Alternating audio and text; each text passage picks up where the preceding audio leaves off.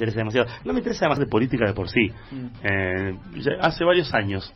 Antes sí me peleaba por política. Después hace varios años entendí que no tenía absolutamente ningún sentido pelear por política. Sí hablar de política, sí hablar de las cosas que nos pasan. Por aparte de ser periodistas, estamos involucrados continuamente en todo lo que va pasando en nuestro país y en el mundo. Y para hablar de todo lo que va pasando en nuestro país y en el mundo, tenemos un momento ahora, Mate, para poder compartir, y también Facu, que tiene que ver con mucho de lo que está pasando en nuestro país, ¿no? Sí, porque el estudio de consumo masivo muestra que Argentina sufre el peor proceso inflacionario de los últimos 30 años, obviamente en relación a lo que marca la inflación interanual y ya haber alcanzado niveles que no se llegaba desde el año 1991, y en relación a eso tenemos en línea a Miguel Calvete, quien es director de Indecom. Miguel, ¿cómo estás? Buen día, acá Leo Rossi, estamos con Mateo, estamos con Facundo, con Berito, todo el equipo para saludarte. ¿Qué tal? ¿Cómo están? Buenos días a todos.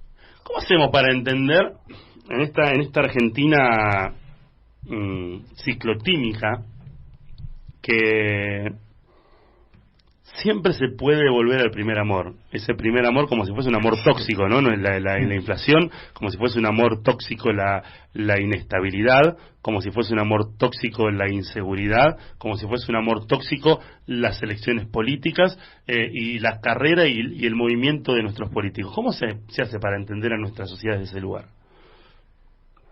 Bueno, lamentablemente Argentina, como vos bien decís, es repetitivo. No sé si se vuelve el primer amor, sino que creo que nunca salimos del primer amor, para llamarlo de alguna forma. Es decir, tenemos un proceso inflacionario que es, en promedio, si tomamos los últimos 20 años, estamos en torno al 30% anualizado. Sí. Obviamente hemos tenido un periodo que fue la convertibilidad, donde un poco funciona como ancla para bajar ese promedio, pero en la gestión actual del presidente Alberto Fernández tenemos una proyección de un 108% anualizada. Sí. O sea que es el segundo proceso inflacionario más alto, sobre todo en la democracia, ¿no? Tenemos algunos anteriores, pero en lo que es periodo democrático, Alfonsín terminó el último periodo con un 398%, que fue un poco la crisis del 89, como todos los que tenemos algunos años la recordamos, si analizamos otra crisis anterior, bueno, tenemos que remontarnos al gobierno de María Estela Martínez, que estuvo en torno al 276%, ¿no? Son los dos periodos más complejos. El gobierno, la salida también de la finalización del periodo militar, de la dictadura militar, sí. Tuvo un 400% con Miñones. Luego Alfonsín tuvo 2 años de gestión medianamente estable, donde se lanzó el Plan Austral. Sí. Y a posterior, bueno, el fin de su proceso en el año 89, bueno, tuvimos esa gran crisis que bueno, terminó precipitando el gobierno de Alfonsín y adelantando la asunción de Menem, ¿no? Si analizamos, bueno, los últimos años, la presidenta Cristina Fernández dejó el gobierno con un 25%, en el caso de Macri lo dejó con un 44%, y bueno, hoy tenemos mediciones también, en esto hay que ser sinceros, donde el periodo post pandemia y pospandemia generó también un incremento muy fuerte en los costos de los commodities y en los costos a nivel global. Eso impactó, pero bueno, en una economía tan endeble como la Argentina, como nuestra economía, con ya procesos inflacionarios, obviamente se potencia toda esta crisis, ¿no? Y hoy tenemos un próximo trimestre bastante complejo, porque nada indica que la inflación sea inferior al 7, entre 6,5 y 7% en el último trimestre del año, que es el trimestre cuando más se recalienta la economía. De hecho, el mes de septiembre del Instituto de Estudios de Consumo Masivo nos está dando un 7,3%. 7,3%. Digamos alimentos. 7,3%. Es altísimo, porque se especulaba, o el plan de Sergio Massa era tener un 5,5%. Estamos hablando casi 2 puntos arriba. Sí, las consultoras estamos casi todos entre 6,9 y 7,5. Ujú. Lo que pasa es que también impactó mucho el incremento de las tarifas, de lo que son precios regulados, combustible, Sí. energía, agua, etcétera, y el tema de alimentos que impacta muy fuertemente. Si desagregamos alimentos, estamos en torno al 11% del lo que es canasta básica. Solamente si vemos el valor de productos de consumo masivo como leche, puré de tomates, todo lo que son farináceos y demás, vemos que los promedios de incremento superan holgadamente el 10%. Miguel, le hago una pregunta con respecto a que la inflación superaría o va a superar, no sé, dígame usted, el 100% en diciembre, el anual. ¿Cómo ve diciembre siendo tan un mes importante para la Argentina, para la sociedad y para el tema de, entre comillas, es la protesta de todos los argentinos a fin de año? Bueno, en principio sabemos que el último trimestre del año suele ser un trimestre donde se recalienta la economía, donde se disparan distintas cláusulas gatillo que se negociaron de paritarias el primer semestre. Hay reapertura de paritarias en muchos gremios. Se habla de un bono, obviamente está el sueldo de la complementaria, y todo eso se vuelca al consumo en los sectores de menos recursos y más vulnerables, y en los sectores medios al pago de deudas, por lo general de tarjeta de crédito. Nada indica que va a ser inferior mensualmente al 6,5-7%. O sea que la proyección anualizada promedio estamos en torno a entre un 94 y un 98%. Y el alimento sí, efectivamente ya se va a superar, sin dudas, los 3 dígitos. Estamos en torno a una proyección del 105%, del 105 y 111%, y eso obviamente lo vemos. Basta con analizar las distintas publicidades o promociones de cadenas de supermercado del mismo producto 12 meses atrás y ahora, y bueno, vemos que estamos por el 100% holgadamente, ¿no? ¿Cómo fue el momento de la salida de la convertibilidad? Por allá por el año 2001, ¿no? Cuando se daba, bueno, la caída del gobierno de la Rúa, los 5 presidentes y después la llegada de Eduardo Duhalde, que después provocaba, ¿no?, lo que era el paso del 1-1 al 1-3 en primer momento, 1-4 después. Bueno, en principio, la salida de la convertibilidad fue una salida estrepitosa y de un día para el otro, ¿no? Sabemos que la renuncia del presidente de la Rúa generó toda esta crisis política que duró algo más de 10 días. Sí. Y en esos 10 días tuvimos 5 presidentes y, bueno, una salida abrupta por parte de la convertibilidad, por parte del gobierno de Duhalde, pero bueno, ese es lo que se conoce como un plan shock, ¿no?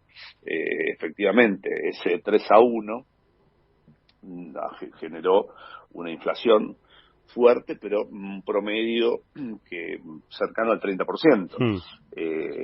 Hoy tenemos una devaluación muy similar o tal vez peor, nada más que es gradual.